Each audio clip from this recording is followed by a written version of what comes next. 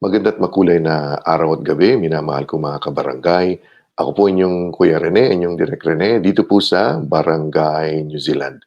Ito pong ating pang-apat na episode, no? Dito po sa Freeview ApnaTV-36. At ako po ay nagpapasalamat dahil nandyan pa rin po kayo, patuloy na sumusuporta sa ating programa. At sa mga bagong listeners and viewers, welcome po kayo dito sa ating Barangay New Zealand.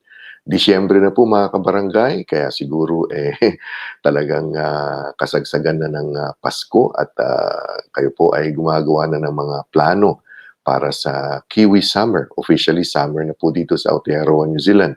At nasa traffic light system na po tayo sa pagsugpo po ng pandemya. Kaya nga dun sa mga hindi pa vaccinated siguro pwedeng kantahin nyo na, "All I want for Christmas is my 2 vaccines, my 2 vaccines." Mas maganda po pa talaga na tayo po ay fully vaccinated. At speaking of vaccination and traffic light system, lagi pong tandaan na kailangan po ang ating vaccination pass, no? Palagi po natin dala yan, whether yan po ay printed o yan ay nasa ating telepono pag tayo po ay pupunta sa mga kung saan-saan natin gustong pumunta dito po sa Aotearoa, New Zealand. Kaya palagi pong dalhin ang ating vaccination pass, tapos mag-scan po, social distancing, at syempre vaccination at iba pa pong mga protocols. Pero yan po, alam nyo naman yan, no? Kaya ako po sigurado na ang inyong Kiwi Summer ay magiging napakaganda, napakasaya, at napaka-makabuluhan. At sa ating mga kababayan naman sa Pilipinas, nakikita ko na ang Paskong Pasko na po ang inyong sitwasyon, ang inyong mga pakiramdam dyan po sa ating minamahal na Pilipinas. Ako po muli ang inyong Kuya Rene, ang inyong Direk Rene, dito po sa ating programang Barangay New Zealand. Mga kabarangay, ang una po nating matutunghayan ay ang kwento ni Engineer Azariah Sosa. Napakaganda po ng kanyang kwento, no? At very interesting, inspiring, and uplifting po. Alamin po natin si Azariah Sosa. Which part of sa north yan nag-uumpisa yung motorway, 20 kilometers. So starting from where up to where? So it starts from Puhoy, the tunnel, the Johnstone tunnel. If you know that yung tunnel. Oh, okay. Yes, it's starting from the tunnel po. So you will so the motorists will have 2 options. So they can either go through the existing State Highway 1, which is the original ones, and the motorway that we are building po is roughly parallel to the existing State Highway 1. So the intention of this motorway is for us to build a safer path for the travelers, especially for the summer po, because the Northland is very known for the beaches. It's a summer destination. It gets really traffic po during the summer holidays and even in the weekends po. So the goal for us is to make a safer motorway, because I'm not sure if you're familiar po with the roads in Puhoy to Warkworth, but that section of the State Highway 1, according to the transport agency, is the most dangerous section of State Highway 1 because it's quite windy po. I mean, it's curvy. So we're trying to, and it's 80 kilometers per hour, dati 100 kilometers per hour po yun. So I mean, imagine driving in a very winding motorway is really dangerous po, and there's a lot of accidents happening in that motorway every year. So yeah, that's one of the main goals of the motorway we're building po. It's for the motorists to have an option of like a safer route going to their destinations. At hindi lang yun, Asa. While you're driving, syempre, ang kagandahan ba naman ng New Zealand? So you get parang ang ganda, titignan mo, parang ganun. So maybe that's another factor. So when is this gonna finish? Kailan matatapos itong project na to? That's a good question, Kuya Rene. So supposedly, if the lockdown didn't happen po, the motorway is set to be opened next year around May. But because of the COVID COVID effect po, kasi the main impact it had in our project was that all the materials that we have sourced from outside got delayed.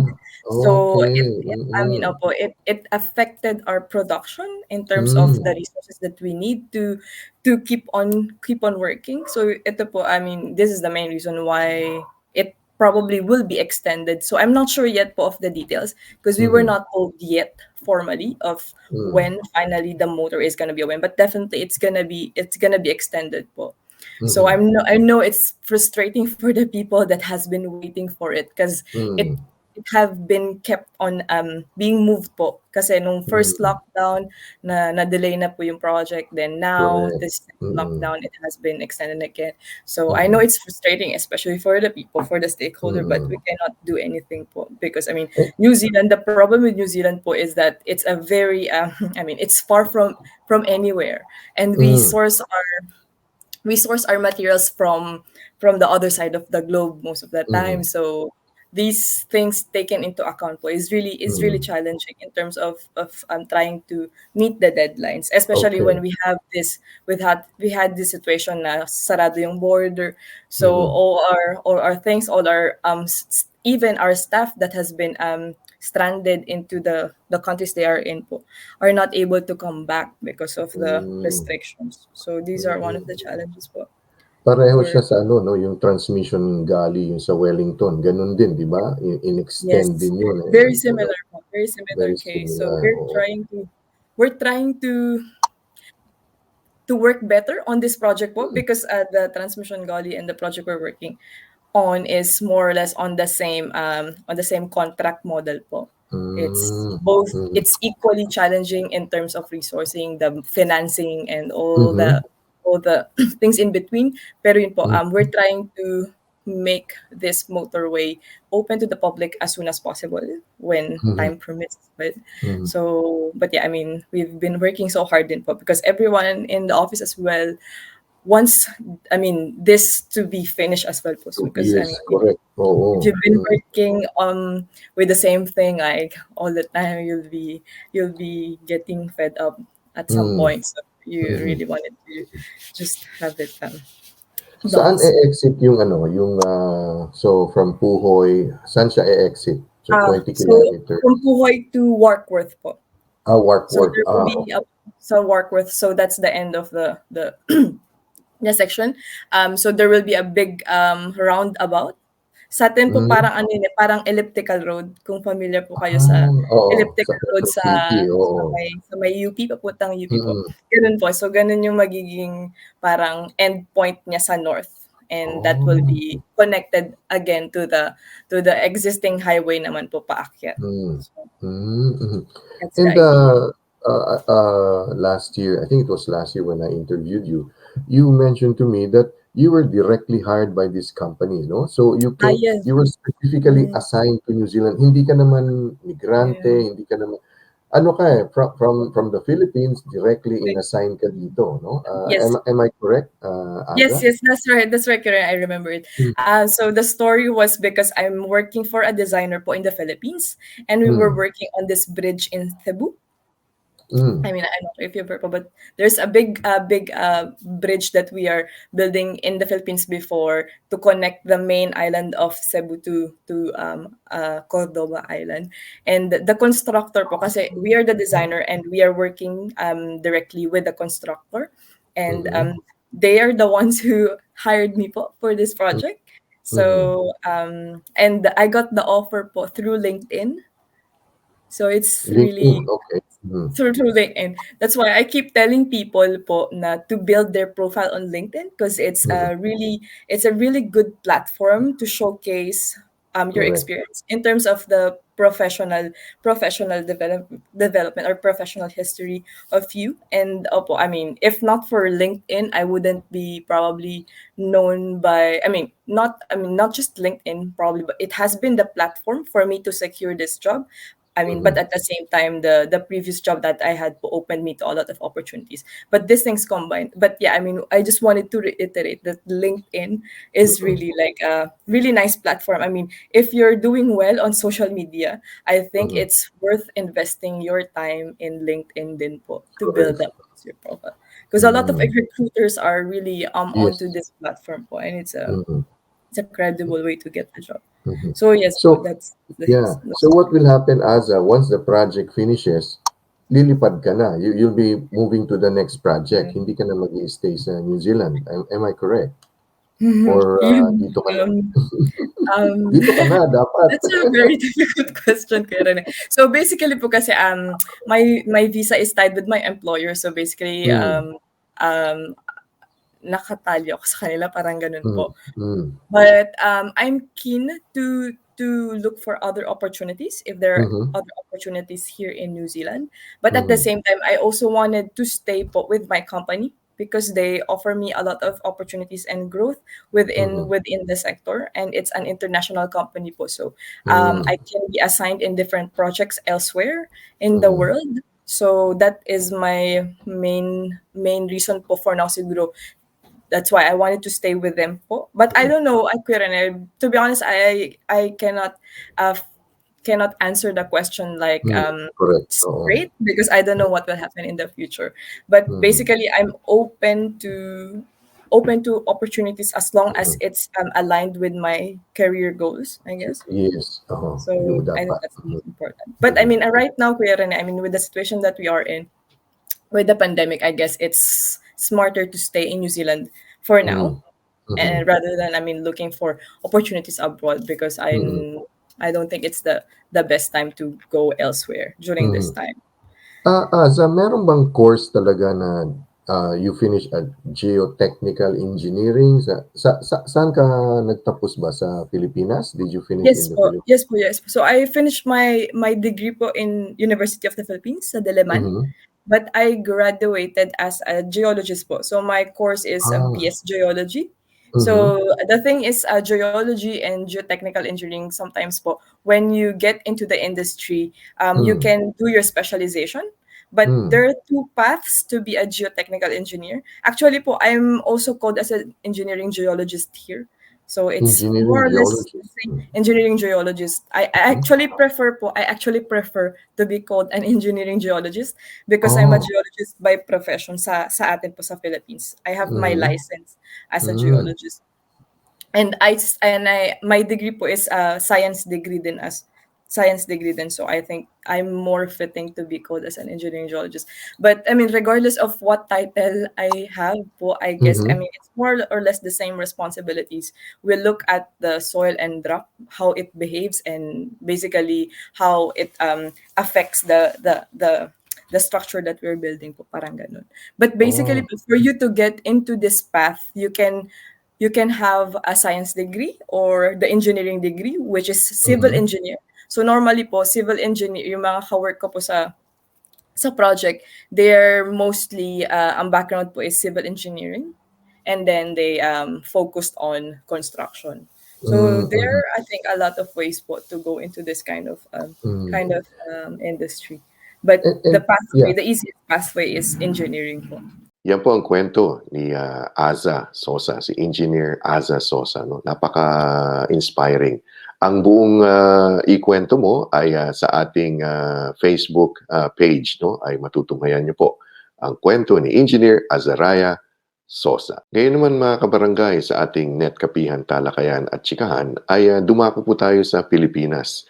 Ito po ay real life, tunay na prinsesa po 'no. Siguro nakikita natin Disney princess. Ito po hindi, real Filipino princess.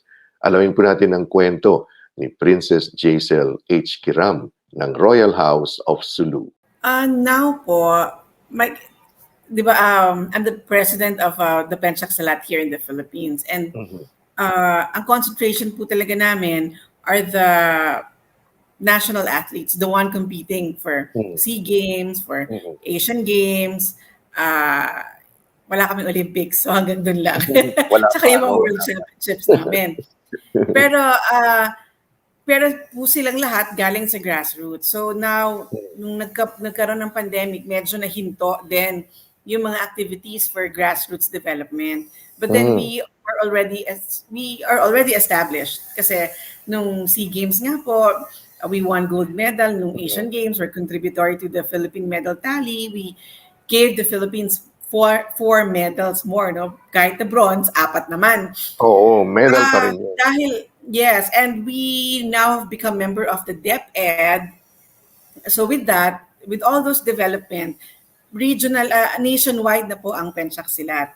And during the pandemic, pinauwi po kasi ng Philippine Sports Commission ang mga bata sa kanilang mga bahay.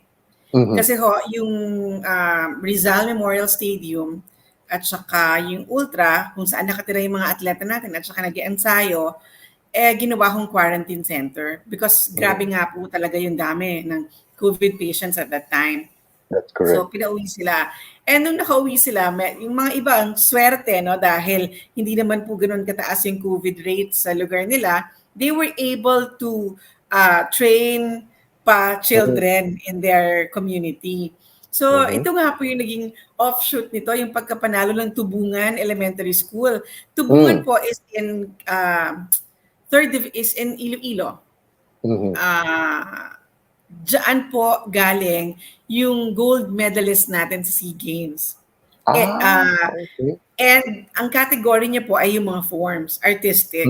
So ito pong nanalo sa Tubungan ngayon, he was part of it. Ako i-claim ko na ha, kasi sinasabi niya nga na iniwanan niya na itong mga batang ito kasi nga kailangan niya nang bumalik sa Manila at pumunta ng Nueva Vizcaya for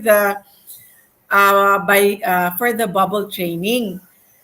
So, but still congratulations pa rin to Edmar Tacuel because he has been part of this team training for the artistic performance nila. No? Na ito nga po, nung open up na ang DepEd, naging champion po sa forms. Wow. So,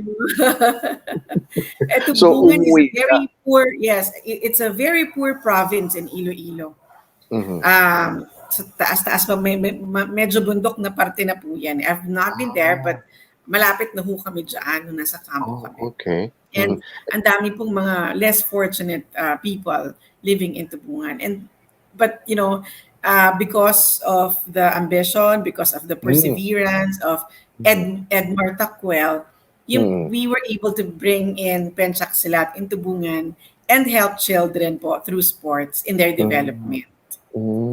Napakaganda, no? Umuwi siya because nag-lockdown yung Ultra, pero nandun pa rin yung ano niya, no? Parang dapat interviewin ko rin yan. Dapat kasi po kami naman sa National Sports Association, we made sure na kahit nasa bahay sila, hindi man sila makapag-perform ng skills or makapag-ensayo ng skills, no, every day. We made sure that they are fit anytime po magkaroon ng competition. So, we asked them to submit a video of their exercise for strength and conditioning. Kasi yun lang talaga yung importante na hindi mawala yung lakas nila at yung kondisyon ng katawan nila para to make sure na they can maintain the balance. Kasi balance po talaga yung pinaka-importante pagdating sa paglaro ng Penchak Silat. Kasi it's a combination of all martial arts plus scissoring, yung mga legs mo kailangan super lakas kasi kailangan mong patumbahin yung kalaban doing the scissor thing. So pag wala kang balance, mahirap. And you cannot enhance po your balance in just 1 week or 1 month. Ang tagal ng proseso nito. Ang buong kwento ni Princess Jacel H. Kiram sa ating Facebook page. Alamin niyo po. Ngayon naman mga kabarangay, tunghayan natin ang kwento ni Jobelle Nunez dyan po sa Christchurch. Interesting and inspiring and uplifting din po ang kwento ni Jobelle. So, yung parang sinubukan na rin siya, no? You tried it because kasi habang nagsasalita ka, parang ang feeling ko, you are more of a creative, innovator, educator. Parang gusto mong turuan din yung That's why siguro tinayo mo itong Euphoria. This is your company, right? Itong Euphoria Dance Studio. Yes po. Oh, that's very good, very good. Alam mo, hindi ka pa pinanganak noon. Dati, merong sikat na disco sa Pilipinas. Euphoria ang pangalan noon. Euphoria Disco. Oo, yun sa may, if I remember right, saan ba yun? Sa Interconvent. Basta sikat na sikat siya noong 70s, parang gano'n, no? Because Euphoria, you know what it means, di ba? It's eureka, happiness, parang gano'n. So, bakit mo tinayo ang Euphoria Dance Studio? Why did you engage? Or is it a natural progression after nagsumali ka sa member ka ng mga dance studios and groups? So why did you come up with the Euphoria Dance Studio? Ako po kasi yung bata pa po talaga ako, sabi ko, iniisip ko na po yung mga pwedeng possibilities na maging future as a dancer. So, dati nire-write down ko pa sa notebook ko na I can still remember na if I want to be successful in this field, it's either I will perform outside the Philippines, like abroad, or I'll be a teacher, or I'll have my own dance studio. Yun lang naman po, dun lang naman po iikot yun eh. Pagka-dancer ka, yung performer ka for other people, backup dancer ka, or magiging teacher ka, or you'll have your own dance studio. Sabi ko, well, why not aim for the top na you'll have your own dance studio and you get to share your knowledge, yung mga natutunan ko, lalo na kasi I graduated from UP, tapos parang gusto ko siya i-share yung mga natutunan ko kasi parang mababaliwala din po yung course ko kung wala lang, parang after I graduate. Oo nga, paitabi mo lang, parang, tama, that's correct. Pass it on ba? Yung parang paid forward, parang gano'n. Tapos mula bata ako, sabi ko, feeling ko po nung bata ako, the only thing I can do is dancing, parang gano'n. So sabi ko, why not I just focus on my strength, which is dancing. Sabi ko, ano pa bang pwede kong gawin? Sabi ko, I really have to have my own dance studio because I love teaching kids. It's like I love teaching, and sabi ko, I think it's a good idea. Sabi ko, why not just try it? Sabi ko, wala namang mawawala. Correct. Kesa po mag-regret ako. And as a dancer po kasi, pag dancer ka, parang pinaka-bata na is parang meron kaming age limit eh, pagka-artist ka. Parang pag mga 30-something ka, nasasabihin na sa'yo, tumatanda ka na. Parang yung mga gymnast, kailangan. Siyempre, kasi, di ba, yung katawan, yung body, and pananaw na rin, like what you're, alam ko, bata ka pa, pwede ka pang, pwede ka pa sa mga competition yan, but your vision is, you decided to put up a Euphoria Dance Studio. Kailan mo to tinayo itong company na to? This July po. Talagang tapang mo habang may COVID eh. Talagang positive ka. Wala ka. Parang sige, kahit may COVID, kaya natin to. Parang kasi parang may nagsasabi parang gut feeling, when you have that gut feeling na parang, well, you will never be ready for anything, pero you'll feel na it's the right time, parang ganun po. Yun yung time na yun na, nung COVID po, dami kong inisip na, should I study again? Because dito na ako sa NZ, I have all the means to study again. I have the opportunity to just start over again. But then, I told myself na parang, ba't pa ako lalayo sa kung saan ako trained to? Sabi ko, why not I just open my own dance studio and look for the best? Kasi syempre pag inisip ko rin naman na baka naman walang mag-enroll or something, and then, parang hinahanda ko rin naman po yung sarili ko mag-fail. So sabi ko, parang pinush ko talaga na, no, I'll do this. I'll do this for myself and for my family. And iba rin po talaga yung pag may support system ka, kasi yung family ko very supportive din naman po when it comes to my crazy dreams of having my own dreams. Not everyone can pursue it. So sabi ko, why not? I'll be the first one to pursue it kasi. Yeah, go for it, di ba? Yun yung nun eh. Tsaka yung what if ba? Yung mga situation na what if. Parang, wow, pagtanda mo na is, what if? Naku, sayang, sana, inano ko. Di ba yung mga what if? So kung nag-fail, di gano'n naman talaga eh. We'll never know kung ano yung Totoo po. Prosper ba? So that's very good. Singer ka ba? Do you also sing? Kasi napaka-husky ng boses mo. Jobelle? Po, kakatulog po siguro everyday. Pero I sing po occasionally pagka nasa mood. Nasa mood, Anong paborito mong yung mga genre ng kanta, ng music? When nasa mood ka? Pop, Pop, OPM, R&B. Mga jazz o R&B yan, bagay yung boses mo, yung sa R&B. Opo, mga ganun po. Just for fun lang po pag singing. And earlier you were also saying, Jobelle, na yung Euphoria Dance Studio is online ito, wala pang may studio ka, di ba? Meron ka ng studio dyan, di ba? Ito po, kung nasan po ako ngayon. Because I've seen you on social media na parang sinishare mo yung may mga nagte-training, yung ganun-ganon. Is that why you're having this showcase on is it the 10th or the 12th of December? The December 12 po. December 12. Yes po. So ito yung mga estudyante mo na sa parang dance recital, parang ganon, itong showcase na gagawin. Can you tell us a little bit about that, Jobelle? Yes po. Yung showcase po namin this coming December 12, nung una po, hesitant po ako to do it kasi nga po COVID, tapos may restrictions po na how many people can watch the show.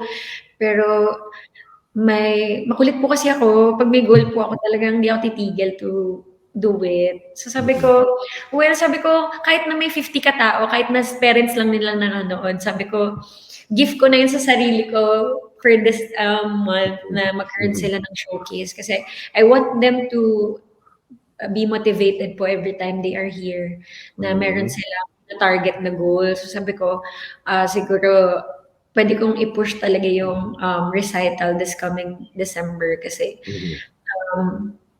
ayun po, parang I started calling mga venues kung sinong pwede pong kung saan pwede po ako magkaroon ng showcase, tapos pumayag naman. Akala ko po kasi, yung iba po kasing dance studio na tinuturuan ko, hirap sila to find a place. So akala ko, mahirapan din po ako. Pero nagkaroon naman ng chance to get a place po for the showcase. And ito pong showcase na to is really to, parang finished product of what we've been working on sa class. Parang ganun. Para at least yung parents, makita nila na, ito pala yung pinag-aaralan ng anak ko. Hindi lang sila sumasayaw na ito lang. At least makita naman nila yung pinaghirapan din ng kids. And, ayun po. So, anong age ba ng mga students mo dyan sa studio? Anong mga ages nila? Ano po, 4 and above. So, meron po ako. Opo. Pero ang youngest ko po is po? Alin yung youngest? You're saying youngest? Yung youngest po is kaka-turn lang ng 3 and then yung oldest ko po na student ngayon is 46. 46? Wow! Yes. So, there you go. Alam mo, yung 46, babae o lalaki yung 46 na yun? Girl po. Girl. So, see, malay mo, Jobelle, sa kanyang edad, no? Her dream was to be a dancer, halimbawa, or eto ka, you gave the opportunity. Ako, napakaganda ng yung timing, no? In God's perfect time, may COVID man o kung ano, nandyan ka.